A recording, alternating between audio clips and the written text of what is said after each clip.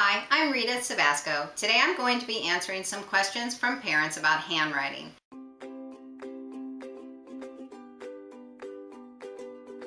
Right now there's a lot of controversy about teaching cursive in general.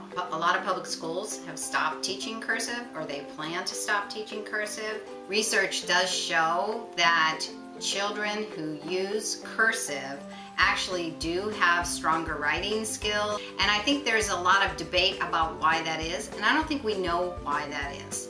In general, I'm in favor of teaching cursive. Teaching cursive first, I'm not so crazy about. I might change my opinion on that though, because there's a lot of pros and cons, especially for children who have difficulty with handwriting. Also, I think there's research suggesting that it might be better if kids print straight up and down rather than having a strong slant forward.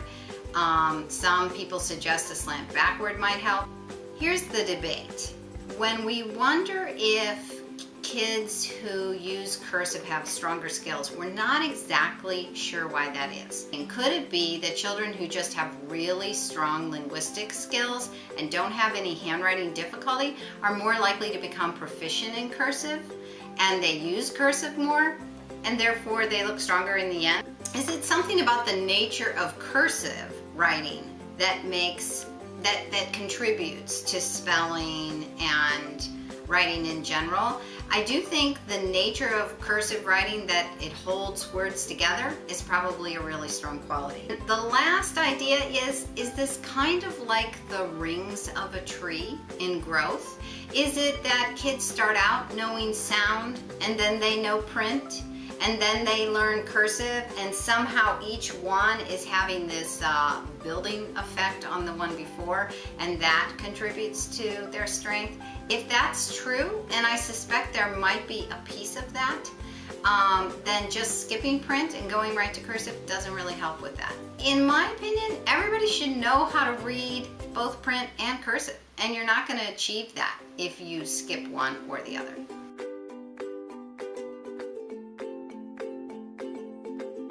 This is the parent-child great debate, pen versus pencil.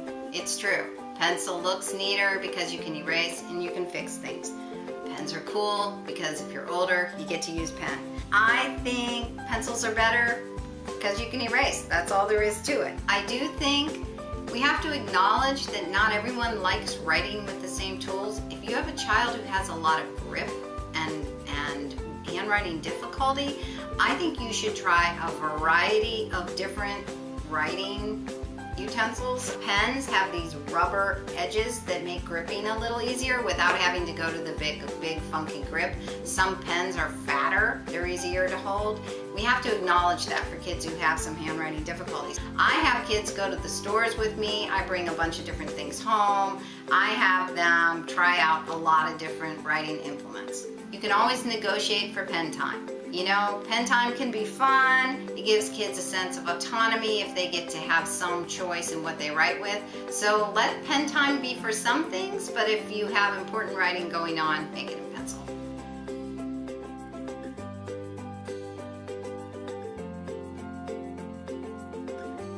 I agree with the praise, wholeheartedly. The thing is, our goal in handwriting is that we can be neat, precise, careful, edit as you go, not get frustrated while you write, and also that you get a lot of writing down. But we have to pick our goals, and we have to recognize where kids are on that path. So if he didn't used to catch mistakes, and now he does, but he scribbles, I'd let it go for now. Over time, as he gets better at that, I would start to work on him crossing out. I can't stand it personally when kids write on top of a word instead of erasing. Here's why. We want them to be good spellers. We want them to visually recognize what words should look like, and when they're just writing letters on top of other letters, that's a problem. So I'd rather have a kid make a big messy scribble mark and rewrite it than try to write on top of what's wrong.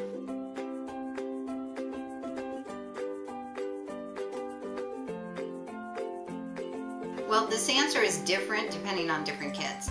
If we keep waiting for kids to be super neat, children with severe handwriting problems will never earn the right for pen, and we just can't let that go. So we have to realize that writing with pen is a rite of passage, just like finally getting to sit in the front seat. And we have to let that happen at some point. Kids who have a lot of handwriting problems will want to write with pen, maybe, and they'll be happy to try to be neater in order to show they can, but that's a short-lived thrill, and the neatness might not last. Two things might happen. I see a lot of kids who want to write with pen for a while, revert back to pencil once the thrill is gone, and then you're back to being a little neater and being able to erase again. Other kids, as I said before, just really get more stability when they hold the kind of implement that works best for their grip. Let them use pen at some point. We just have to let it happen, try to get them to be as neat as they can.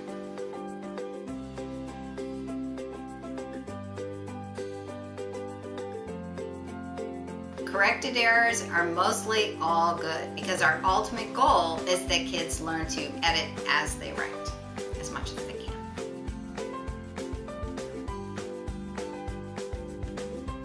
Okay, so I'm going to use my marker board to show you what I mean here.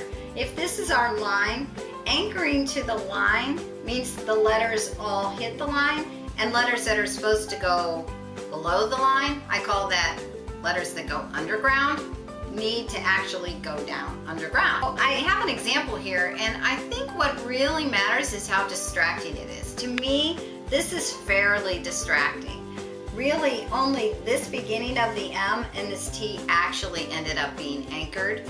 So when I see a lot of letters that aren't anchored, that becomes a goal for me. You'll notice some other problems. It bothers me that this P doesn't go underground because it looks like it's a capital, and that's a problem. That's distracting. It bothers me that the Y doesn't go underground. This C doesn't bug me as much, except my guess is as I let kids get too floaty, then they continue to be floaty all the way around. They either get good at anchoring or they don't. You can see this child is really floating here. Also, that A doesn't really totally look like an A. And there can be problems like that. Comprehension of children's text, it can make that difficult. So it's important that we start to really work on trying to get kids to anchor.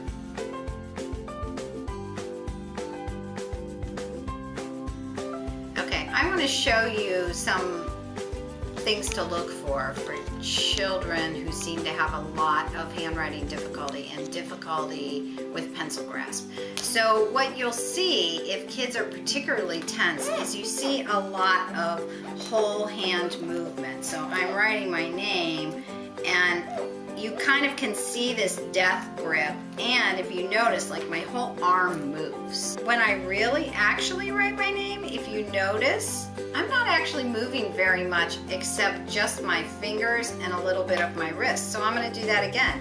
You see that mostly I'm moving in and out. It's a typical grip may look like this 3-point grasp. It can also look like this, 2 on top, 1 on bottom. That's awkward for me, but for some kids that's more comfortable. If I'm drawing and I don't have the same kind of issues when I draw versus when I write, that tells me that probably the pencil grip problems have more to do with dealing with the relationship between sound and writing letters. It's probably more of a language-based writing problem than an actual fine motor-based writing problem. That's something you might want to think about. Are your children actually having difficulty writing cat or, say for example, house, knowing that that actually has sound meaning? That might be where the real problem is. One of the things I do is I draw a clock and we play a game. Oops, that's a 9, not a 6. Okay. I tell kids to put their pencil right in the middle, and of course we do this down on a table, not putting it upright like you see right now. And I would say something like 1, and they have to go up to 1, and then I say 10, and they go up to 10. If I anchor my elbow, is I really have to use this in and out motion. So if I call out the number 5, 7, 6, 12, 10, 3, for not what I showed you in the beginning, which is whole hand moving to write the word house. Notice I was using my whole body there. That's exhausting. That's a big difference from everything anchored, stable, only my hand is moving.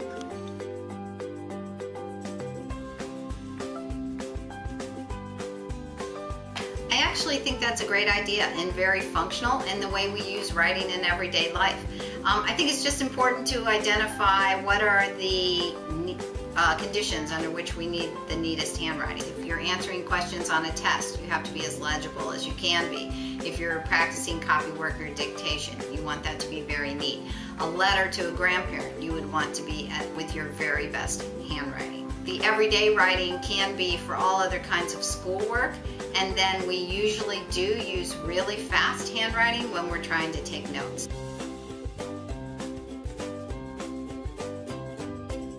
Many people use the handwriting without tears paper. I also like to use these grade 2 and grade 3 composition books. You can buy them sometimes through some of the major office suppliers. I like them because they're small. It keeps all the work within a few months' time, and then you can start over again with a nice clean one.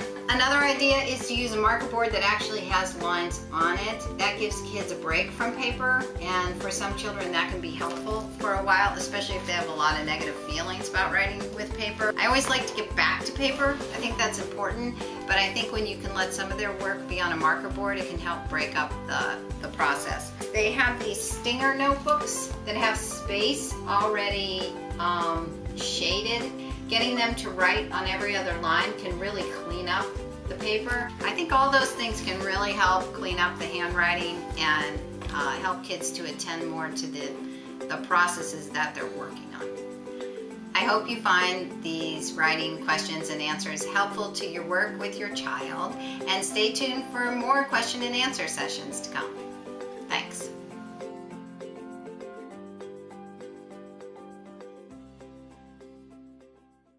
There is research that shows that students who use research. Oh jeez.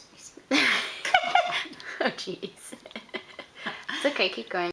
And stay tuned for more question and answer sessions on various writing and reading And topics. things. Reading topics. Lots and lots of things.